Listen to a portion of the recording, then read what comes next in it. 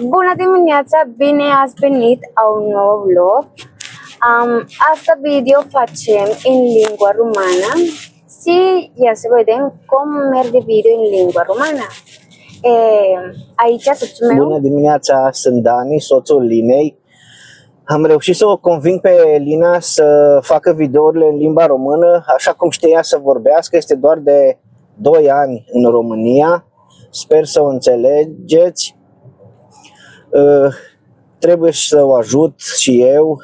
Am convins-o, dar m-a rugat frumos să o ajut și eu unde nu se descurcă, să o filmez. Așa că o să mă vedeți și pe mine mai des în video, o să mă auziți mai des. Plecăm acum la o plimbare în Ungaria, în orașul Gyula. Sper că am pronunțat corect, nu suntem vorbitori de limba maghiară. Vom vizita o cetate. Și cam atâta, nu? Și cam atâta, momentan cam atât. Acum am plecat de acasă. Mă scuzați și pe mine că nici eu nu sunt familiarizat cu videourile. Sincer, nici nu îmi place să fiu filmat, dar dacă soția m-a convins să o ajut, da.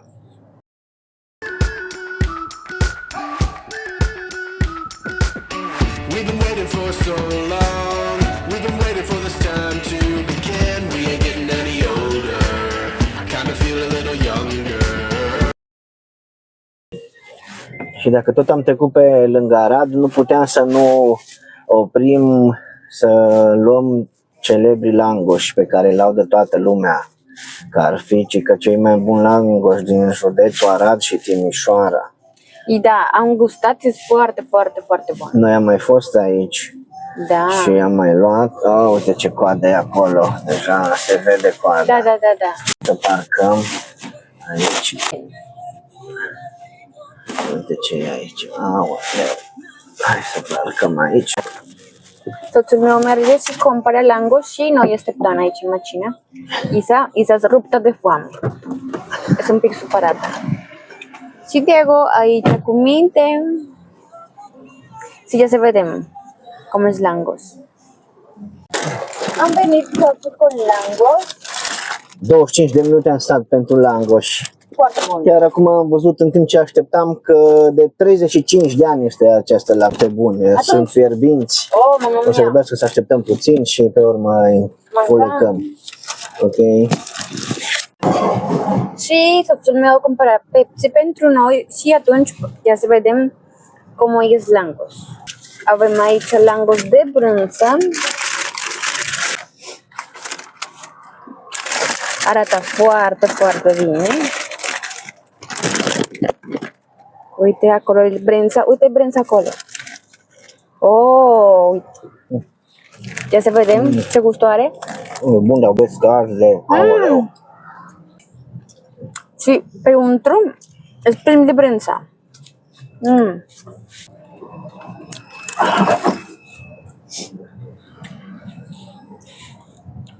Și să mănâncă.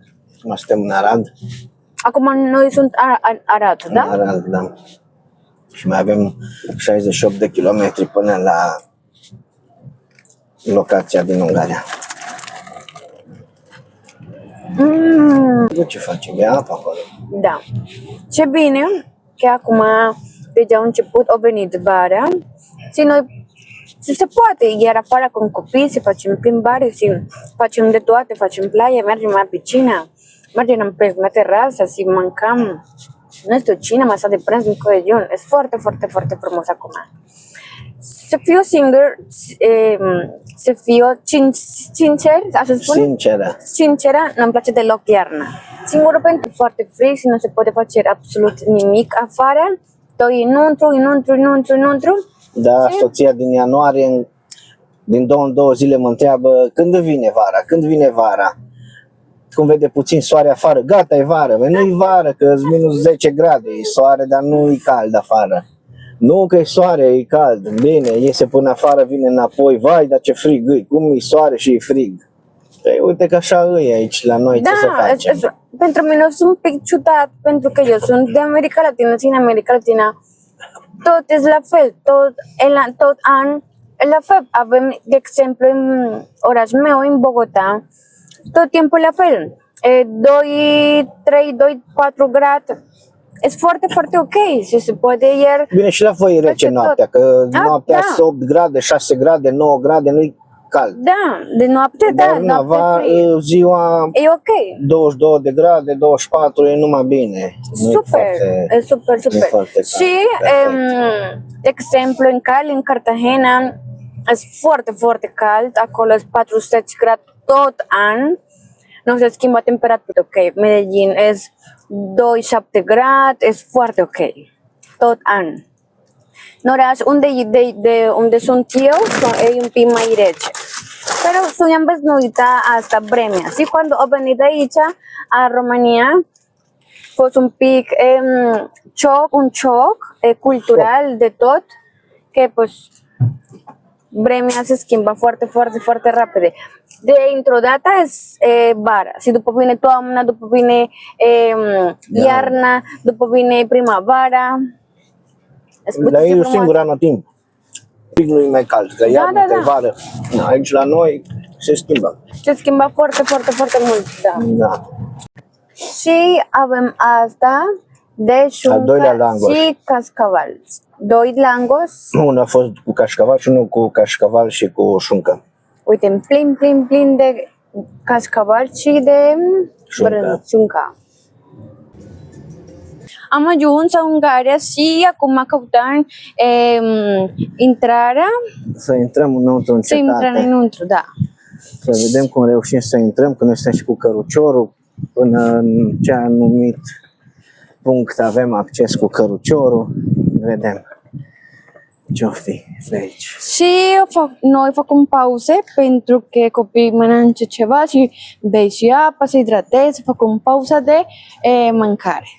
Și Diego și eu mâncat Diego. Și se acum relaxează. Diego se relaxează, da, și acum facem plimbare de aici. Tot es de caramida.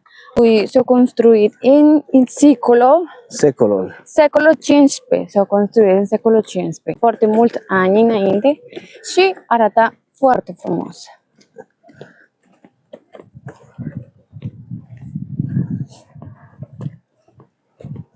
Cred că facem mantenimiento tot timpul că se vede așa de frumos. Și acolo. Uite ăștia-s vii. Cum se dice în român? Nu știu ce să ăștia mor. Pues es águila. Nu știu.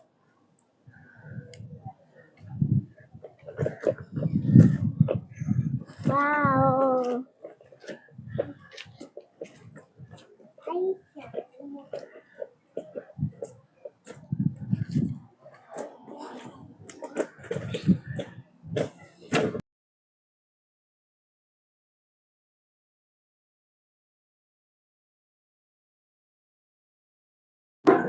Acum Dani a fost a plătit bilet pentru intrarea noastră și da, sim. Așteptăm că vine Dani și intrăm și ia să vedem.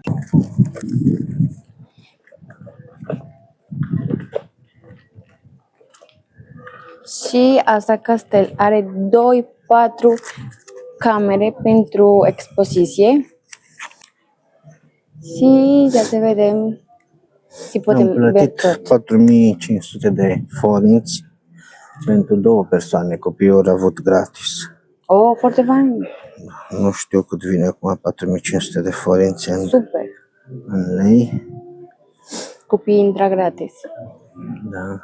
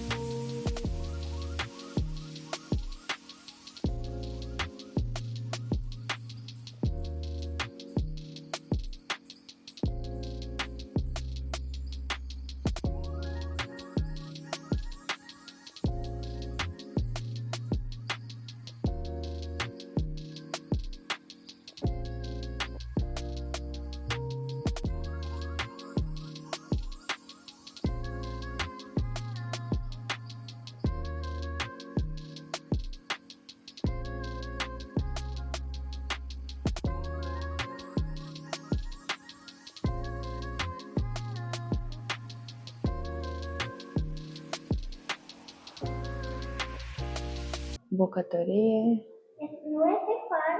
lingurițas, oală. Și asta la fel, arată foarte ok. Hai.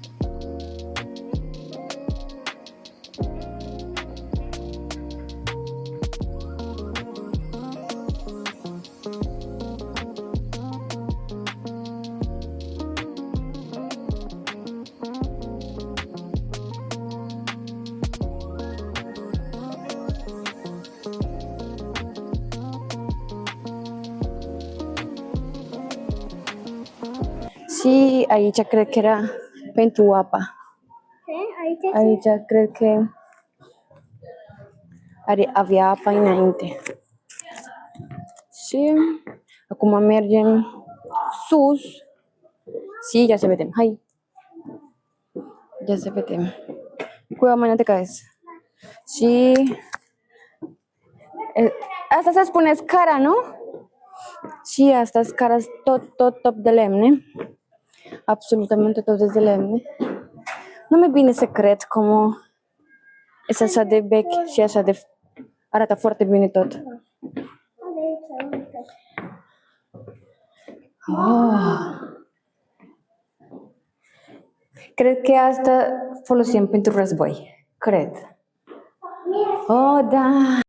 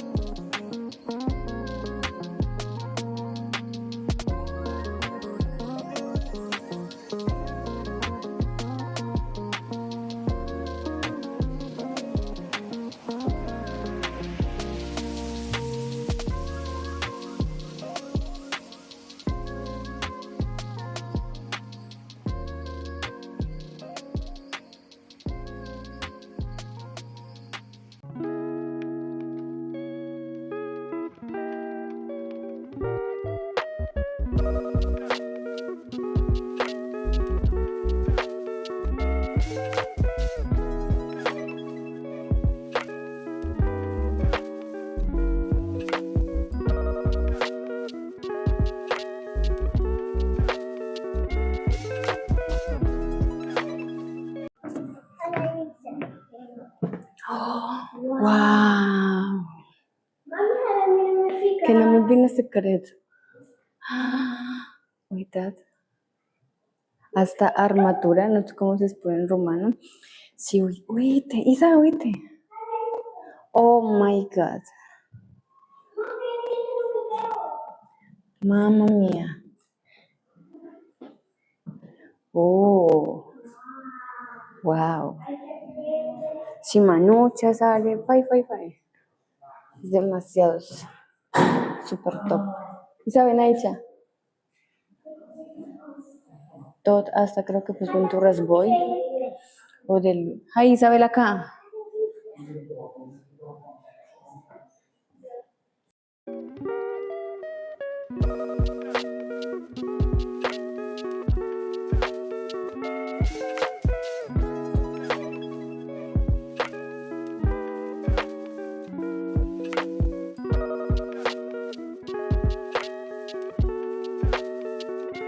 Da.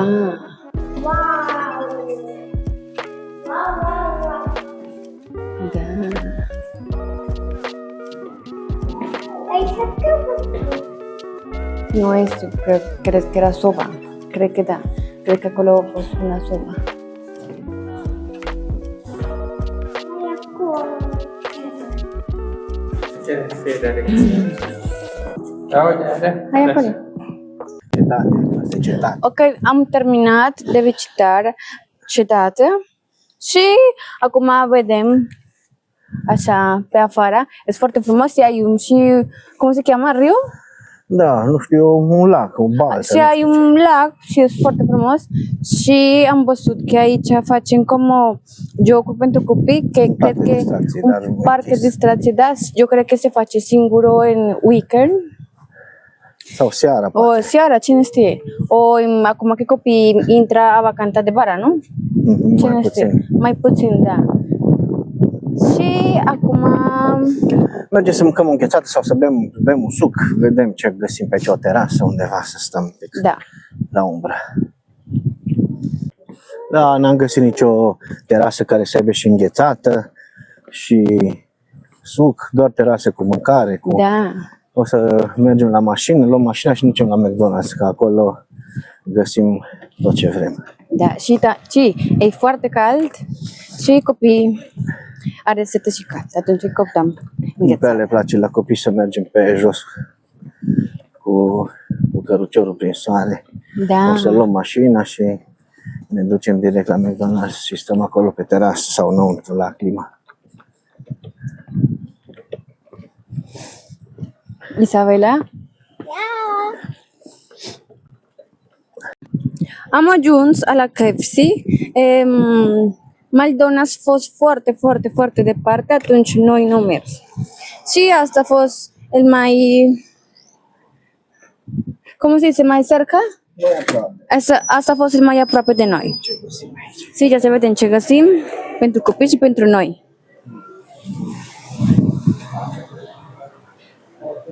Oh. Și acum Diego mănâncă un pic de mâncare pentru bebeluș și Isa așteaptă înghețada. Acum Dani am comandat ghețada, mini ghețada. Scris că sunt mici. O scris că Sunt mici, dar n-am Fost crezut că sunt chiar mici. așa de mici.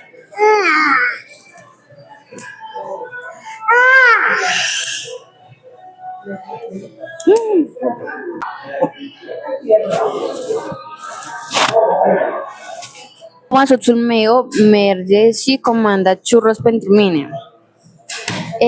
A mí me place foarte mult churros și gustam de să vedem cum este așa de bun. Și a mine mi place darul.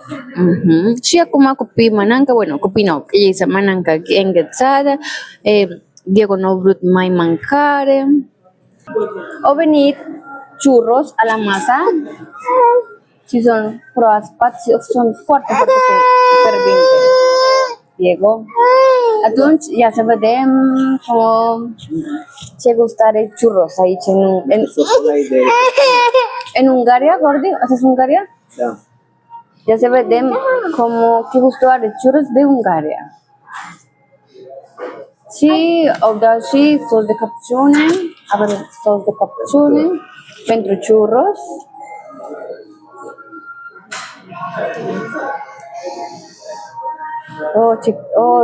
Es foarte cald. Wow, es delicioso. Es foarte bun.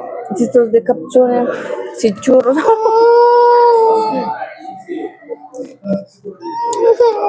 Cred că face de rea. Ce bun e sosul ăla. Vai, e foarte bun. Poftă bună!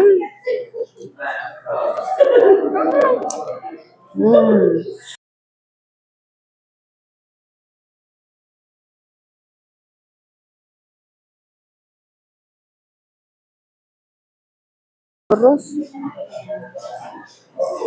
Super! Nici în Columbia am mâncat așa de bine churritos. Churritos, churros. No e bun. Delicioso. Mai puțin si ajung acasă. Aceasta a fost mica noastră plimbare de astăzi. Sper să vă placă acest video. Nu suntem profesioniști, este hobby-ul soției. Încerc și eu să o ajut cât pot. Sper că o ajut și nu mai mult o încurc. În rest, va fi recunoscători pentru un like, pentru o abonare și vă mulțumim celor care s-au abonat deja și sperăm că o să vă placă ce o să vedeți și în continuare. Vă mulțumim pentru tot și ne revedem curând. La revedere! La revedere!